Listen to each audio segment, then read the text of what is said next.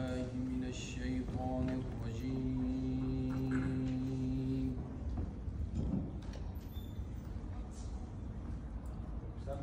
بسم الله الرحمن الرحيم.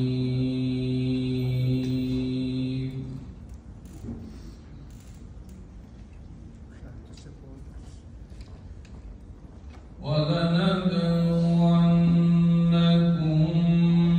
بشيء من الخوف والجوع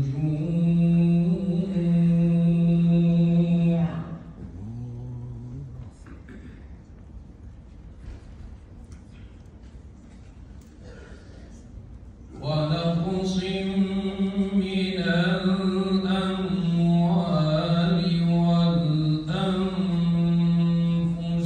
والثمرات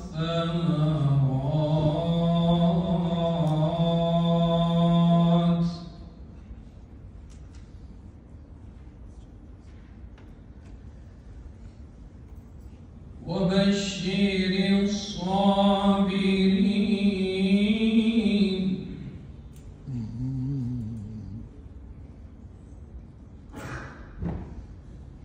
الذين إذا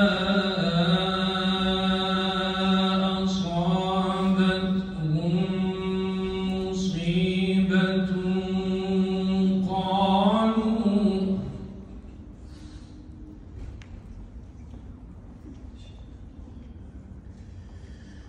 قالوا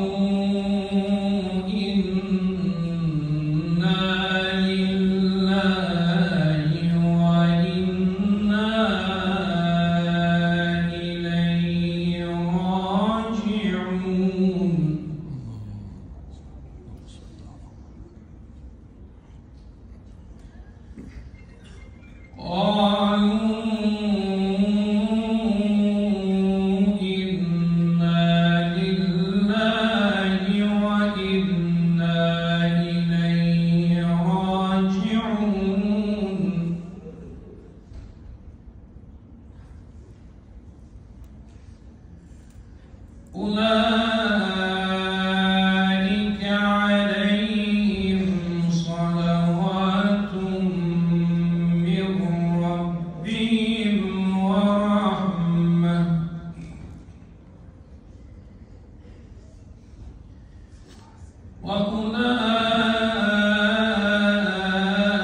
وأولئك هم المهتدون.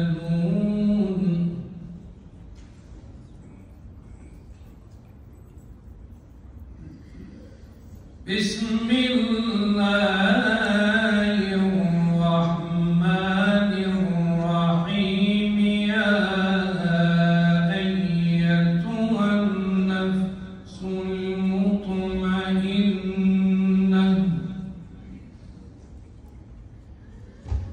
ارجعي إلى ربك راضية مرضية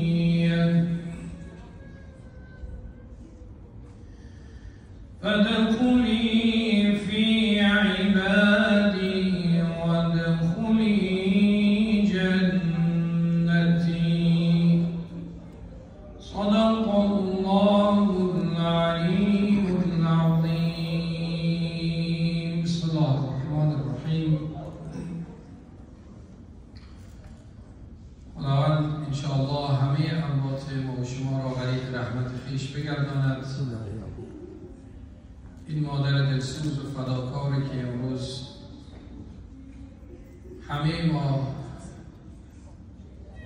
به یاد ایشان آمدیم، جمع شدیم تا تجلیل کنیم از مقام ایشان و انشاءالله که امشب که شب اول قبر این مرحوم مغفور است با حضرت زهرا سلام الله علیها محشور گردند. بنده چون باید یک جای دیگری بروم و شهر دیگری برنامه دارم و قبلا وعده کردیم. از این طرف هم خیلی دوست داشتم که در این مراسم تا آخر شرکت کنم که متاسفانه نشد از طرف دیگر هم امروز مصادف است با سالگرد مرحوم مغفور حاج همایون جان احمدی که مثل پدر بودن برای همه ما و شما و شخصیت بسیار دلسوز و فداکار و مهربان بودن. بنده که با دوستان در افغانستان صحبت کردم گفتن که از سالی که ایشان فوت کرده از پارسال تا الان 800 قرآن ختم قرآن برای ایشان انجام شده، صدها رکعت نماز برای ایشان خوانده شده و شخصیت مهربانی بودن که آثار گرانبهایی از خود به جا گذاشتند و همسر بزرگوارشان، فرزندانشان راهرو ایشان هستند و انشاءالله که روح ایشان هم با این مادر عزیز هر دو امشب سر سفره حضرت زهرا سلام الله علیها میهمان باشد، چون از من خواهش کردند که روضه پدر را چند دقیقه بخوانم خدمت شما و انشاءالله از همه شما التماس دعا دارم که روح حاج همایون جان هم شاد باشد و همچنان روح مرحومه مغفوره مادر مهربان هم انشاءالله شاد گردد با صلوات بر محمد و آل محمد. اللهم صل علی محمد و آل محمد. السلام علیک یا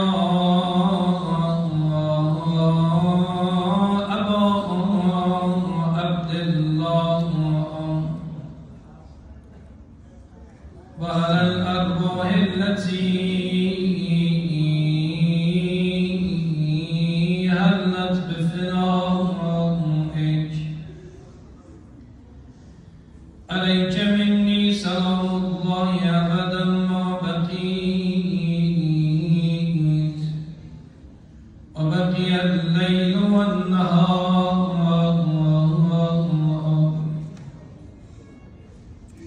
ولا جعله الله آخر العهد مني لزيارتكم دلها را بفرستیم کربلا کنار بین الحرمین. السلام علی الحسین و علی علی ابن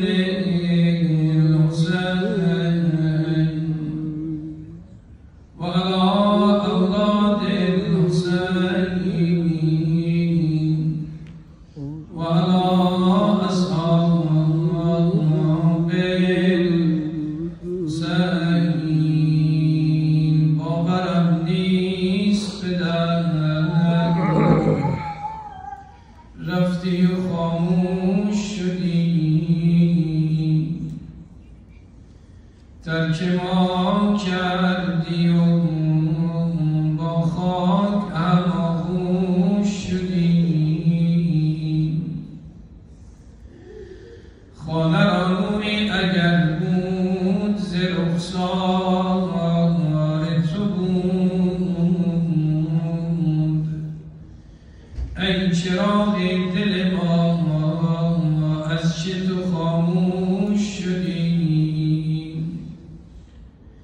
امروز ای پدر و مادر عزیز در بین ما نیستند، ای عزیزان ما سفر آخرت نمودند، اما این دو عزیز یک صفتی داشتند که به آن افتخار می کردند.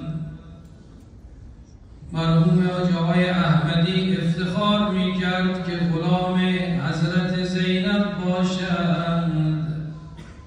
مرحومه مغفوره خانم قربانزاده هم افتخار می کرد کنیز زینب کبرا باشد.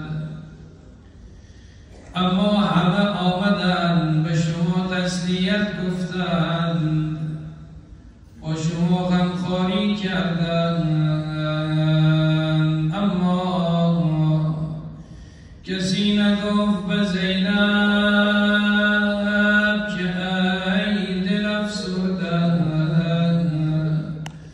سر تو باد سلامت برادرت مردن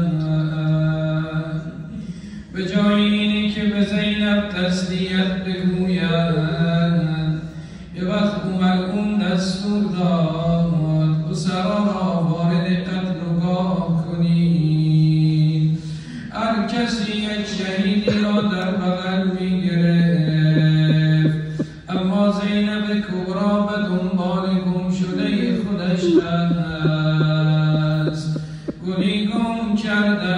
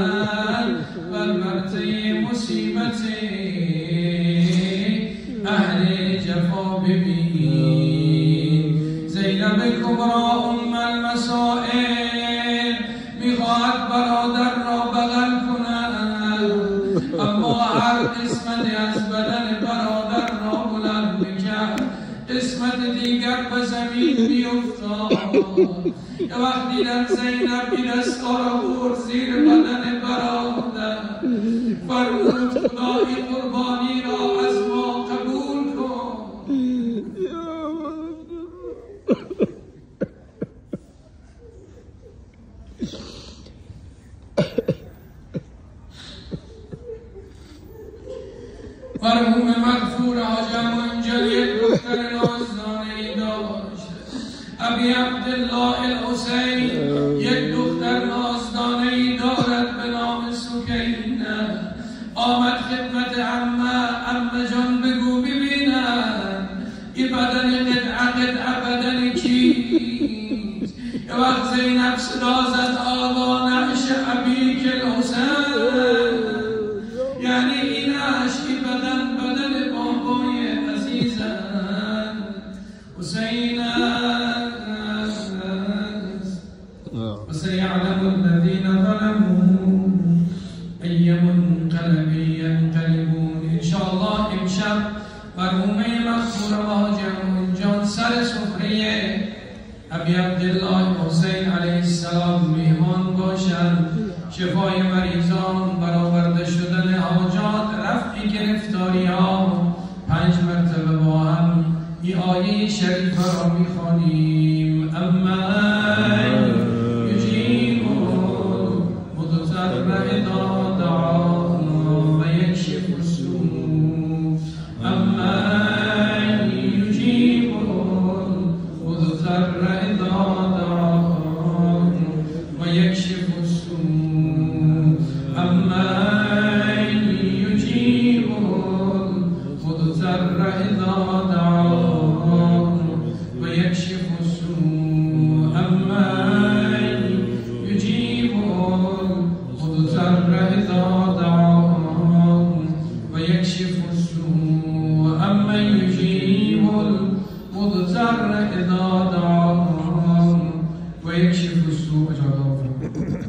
پروردگاران تعجیل در فرج بریت امام زمان عنایت بفرما. ما را از جمله اعوان انصار آن حضرت محسوب و محشور بفرما. عاقبت عمرمان را ختم بخیر بفرما. مریضهای اسلام، مریضهای مد نظر، آنهایی که التماس دعا گفتند شفای عاجل و کامل عنایت بفرما. البات جمع حاضر، البات بانی مجلس، مخصوصا این دو پدر و مادر بزرگوار مرحوم و جمع جان احمدی مرحومه خانم قربانزاده را غریق رحمت خویش بفرما. روحشان را با محمد و آلش محشور بگردان. خدایا پروردگار و برای بازماندگان صبر جمیل و اجر جزیل عنایت بفرما. خدایا پروردگارا هر کسی در این مجلس ما حاجتی دارد، گرفتاری دارد، مشکلی دارد، گرهی در کار دارد، به حق باب الحوائج ابوالفضل